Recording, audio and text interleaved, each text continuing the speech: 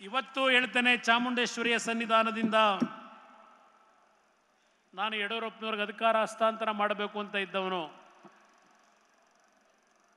ಇವತ್ತು ನಾನಿನ್ನೂ ರಾಜಕೀಯದಲ್ಲಿ ಬದುಕಿದ್ರೆ ಹಲವಾರು ಏಳು ಬೀಳುಗಳ ನಡುವೆ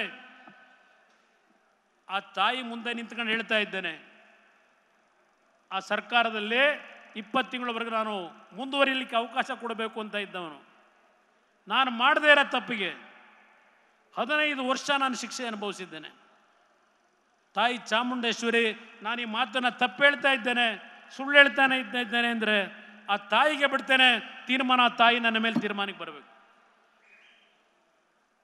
ಇವತ್ತು ಪೂರ್ಣ ಮನಸ್ಸಿನಿಂದ ಬಿಜೆಪಿ ಮತ್ತು JDS ಪಕ್ಷಗಳು ಒಂದಾಗಿರೋದು ಯಾವ 2019 ಫೆಬ್ರವರಿ ತಿಂಗಳು ಮಾರ್ಚ್ ತಿಂಗಳಲ್ಲಿ ನರೇಂದ್ರ ಮೋದಿ ಅವರು ನನ್ನನ್ನು ಕೂರಿಸಿ ಕರೆಸಿ 1.5 ಗಂಟೆ ನನಗೆ ಬುದ್ಧಿ ಹೇಳಿದ್ರು.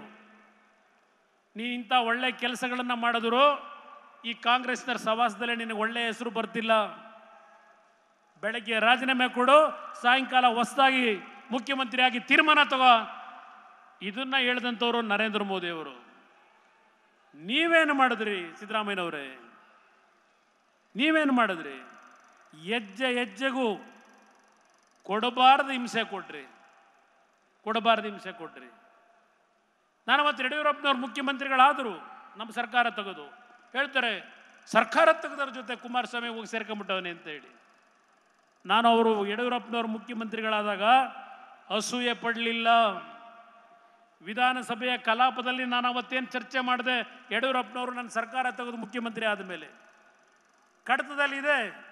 ಪಾಪ ಶಿವಕುಮಾರ್ ಅದನ್ನೇ ಹೇಳಲಿಲ್ಲ, ಇಲ್ಲಿ ನಾನೇನು ಹೇಳಿದ್ದೆ ಅಂತ ಹೇಳಿ ಯಡಿಯೂರಪ್ಪನವ್ರಿಗೆ ಹೇಳಿದೆ, ಸರ್ ನೀವು ಮುಖ್ಯಮಂತ್ರಿ ಆಗಿದ್ದೀರಿ 4ನೇ ಬಾರಿ, ಕೊನೆಯ ಒಂದು ಕಾಲದಲ್ಲಿ ಮತ್ತೊಮ್ಮೆ ಏನು ಮುಖ್ಯಮಂತ್ರಿ ಆಗಿದ್ದೀರಿ, ನನ್ನ ಸಂಪೂರ್ಣ ಸಹಕಾರವನ್ನು ನಿಮಗೆ ನಮ್ಮ ಪಕ್ಷ ನಾವು ನೀಡುತ್ತೀವಿ, ಒಳ್ಳೆಯ ಆಡಳಿತವನ್ನು ಕೊಡಿ.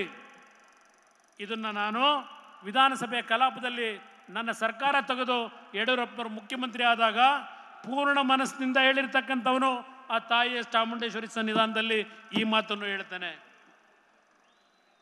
ಇವತ್ತು 10 ವರ್ಷ ಗೂಟ ಹೊಡ್ಕೊಂಡಿರ್ತೀನಿ ಅಂತ ಹೇಳಿದ್ದೀರಲ್ಲ ಶಿವಕುಮಾರ್, ಇದಂಥದ್ದು ಕಾಂಗ್ರೆಸ್ದು ಬೇರೆ ತೋರಿಸ್ತಾ ಇದ್ರಿ ನೆನ್ನೆ. ಈ ಕಾಂಗ್ರೆಸ್ ಪಕ್ಷ ಈ ಶಿವಕುಮಾರ್ ಇರೋವರೆಗೆ, ಈ ಬಂಡೆ ಇರೋವರೆಗೆ ನಾವು ಸರ್ಕಾರ ತೆಗಿತೀವಿ ಅಂತ ಎಲ್ಲಿ ಹೇಳಿದ್ದೀವಿ? ನಾವು ಸರ್ಕಾರ ತೆಗಿತೀವಿ ಅಂತ ಹೇಳಿದೀವ? ನಾವೆಲ್ಲೂ ಹೇಳಿಲ್ಲ. ರಾಜಣ್ಣನ ಹೇಳಿಕೆ ಏನು, ಸತೀಶ್ ಜಾರಕಿಹೊಳಿ ಹೇಳಿಕೆ ಏನು, ಯಾರ್ಯಾರ ಹೇಳಿಕೆ ಏನೇನು ನೀವು ಕೊಟ್ಟಿದ್ದೀರಿ?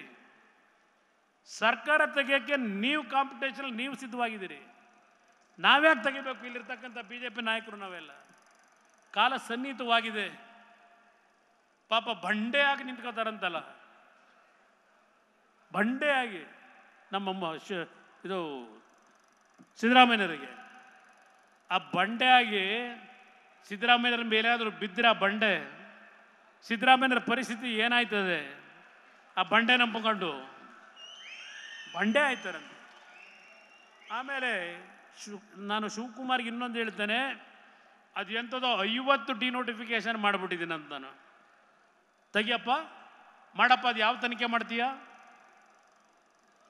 ಯಾವ ತನಿಖೆ ಮಾಡ್ತೀಯ? ಮಾಡಪ್ಪ ನೋಡೋಣ. 50 ಡಿನೋಟಿಫಿಕೇಶನ್ನು.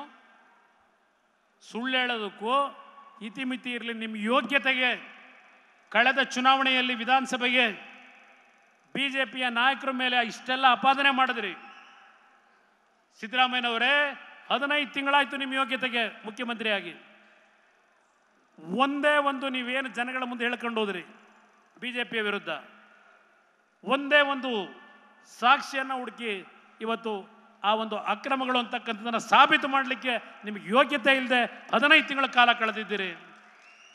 ಯಾರು ಕೆಲಸಕ್ಕೆ ಬಾರದೇ ಇರ್ತಕ್ಕಂಥವ್ರು ಇದ್ದಾರೆ, ಚಮಚಗಿರಿ ಮಾಡ್ಕೊಂಡಿದ್ದಾರೆ. ಅಂಥವ್ರು ಸದನ ಸಮಿತಿಗಳಂತ, ಅದೆಂಥದ್ದು ಸಮಿತಿ, ಆ ಸಮಿತಿಗಳಿಂದ ಏನೋ ತನಿಖೆ ಮಾಡಿ ಏನೋ ತಂದುಬಿಡ್ತಾರೆ ನಾಳೆ ಬೆಳಗ್ಗೆ. ಎಲ್ಲ ಜಂತಕಲ್ ಮೈನಿಂಗು, ಸಾಯಿ ವೆಂಕಟೇಶ್ವರ ನನ್ನ ಮೇಲೆ ಅಪಾದನೆ ಮಾಡಿದ್ದ ಇದೆ, ಕೋರ್ಟಲ್ಲಿದೆ. ಅದಕ್ಕೆ ಕಾರಣ ನಿಮ್ಮಿಂದ ಅಲ್ಲ. ಕಾಂಗ್ರೆಸ್ನರಿಗೇನೋ ನನ್ನ ರಾಜೀನಾಮೆ ಕೇಳ್ತಾವ್ರೆ. ರಾಜೀನಾಮೆ ಕೊಡ್ತೀನಿ, ಕುಮಾರಸ್ವಾಮಿ ಯಾವಾಗ ಕೊಡ್ತೀಯಪ್ಪ ಅಂತ ಕಾಂಗ್ರೆಸ್ ಪುಡಾರಿಗಳು ಕೇಳ್ತಾವೆ ದಿನ ಸೋಷಿಯಲ್ ಮೀಡಿಯಾದಲ್ಲಿ. ಏನು ತಪ್ಪು ಮಾಡಿದ್ದೀನಿ ಅಂತ ರಾಜೀನಾಮೆ ಕೊಡ್ಲಪ್ಪ? ನಿಮ್ಮ ಥರ ಮೂಡಾದಲ್ಲಿ 14 ಸೈಟ್ ತಗೊಂಡಿದ್ದೀನಿ ಅಂತ ಇಲ್ಲ, ಹಲವಾರು ಕುಟುಂಬದ ಭೂಮಿ ಲಪಟಾಯಿಸಿ ಏನೇನು ಮಾಡಿದ್ದೀರಿ ನಿಮ್ಮ ಉಪಮುಖ್ಯಮಂತ್ರಿ, ಆ ಕೆಲಸ ಮಾಡಿದ್ದೀನಿ ಅಂತ ರಾಜೀನಾಮೆ ಕೊಡಲ? ನನ್ನ ಯಡಿಯೂರಪ್ಪನವರ ನಡುವೆ ವಿರೋಧ ಪಕ್ಷ ಆಡಳಿತ ಪಕ್ಷವಾಗಿ ನಮ್ಮ ಸಂಘರ್ಷ ನಡೆದಾಗ ನನ್ನ ಮೇಲೂ 4 ಕೇಸ್ಗಳು ಇದೆ. ಹಾಗಂತ ಹೇಳಿ ನಾನು ಎದುರು ಕೂರ್ತಿಲ್ಲ. ಸಾಯಿ ವೆಂಕಟೇಶ್ವರ ಚರ್ಚ್ ಯಾವ ತನಿಖೆ ಬೇಕಾದರೂ ಮಾಡ್ಕೊಳ್ಳಿ. ಜಂತ್ಕಲ್ಲು ನನ್ನ ಮೇಲೆ ಅಧಿಕಾರಿ ಏನೋ ಬರೆದುಬಿಟ್ಟಿದ್ದ, ನನಗೆ ಗೊತ್ತಿಲ್ಲ, ನಾನು ಸೈನ್ ಹಾಕಿಲ್ಲ ಅಲ್ಲಿ. ನಾನು ಅಧಿಕಾರಿ ಯಾಕೆ ಆ ಥರ ಬರದ ಅಂತ ಹುಡುಕೊಂಡು ಹೋದರೆ ಅವನು ಯಾರೋ ಆ ಮೈನ್ನ ಬೇಕು ಅಂತ ಹೋದನು ಆ ಮೆಟೀರಿಯಲ್ ಎತ್ತಲಿಕ್ಕೆ, ಅವನ ಹತ್ರ 20 ಲಕ್ಷ ಚೆಕ್ಕಲ್ಲಿ ದುಡ್ಡು ತಗೊಂಡಿದ್ದು ಹುಡುಕ್ದೆ. ಕೋರ್ಟ್ ಮುಂದೆ ಇಟ್ಟಾಗ ನನ್ನ ಮೇಲೆ ಬರೆದಂಥ ಅಧಿಕಾರಿ ಜೈಲಿಗೆ ಹೋದ. ಇದು ಕುಮಾರಸ್ವಾಮಿ ಮೇಲೆ ಶಿವಕುಮಾರ್ ನೀನು ಕಣ್ಣು ಹಾಕಿದ್ರೆ ಸರ್ವನಾಶ ಆಗ್ತಕ್ಕಂಥ ಕಾಲ ಭಾಳ ದೂರ ಇಲ್ಲ. ಆ ತಾಯಿ ಚಾಮುಂಡೇಶ್ವರಿ ತೆಗೀತಾ ಹೋದ್ರೆ ನಿಮ್ಮ ಬಂಡವಾಳಗಳು ಎಲ್ಲಪ್ಪ. ಅರ್ಕಾವತಿ ತೆರೆದ ಪುಸ್ತಕ. ನೆನ್ನೆ ಇಲ್ಲಿ ಭಾಷಣ ನಮ್ಮ ಸಿದ್ದರಾಮಣ್ಣಂದು, ನನ್ನ ರಾಜಕೀಯ ಜೀವನ ತೆರೆದ ಪುಸ್ತಕ. ಸಿದ್ದರಾಮಣ್ಣ ಅವರೇ ತೆಗೀರಿ ನಿಮ್ಮ ಅರ್ಕಾವತಿದು ಕೆಂಪಣ್ಣಂದು ವರದಿ ಇದೆಯಲ್ಲ, ಏನು ಬಸವರಾಜಣ್ಣ ಕೆಂಪಣ್ಣಂದು ಇದೆಯಲ್ಲ ವರದಿ, ಒಂದು ವರದಿ ಪಾರ್ಟ್ 1 ಪಾರ್ಟ್ 2 ತೆಗೀರಪ್ಪ. ಇದನ್ನ ತೆರೀರಿ, ಬಾಗಿಲು ತೆರೆದ ಪುಸ್ತಕ.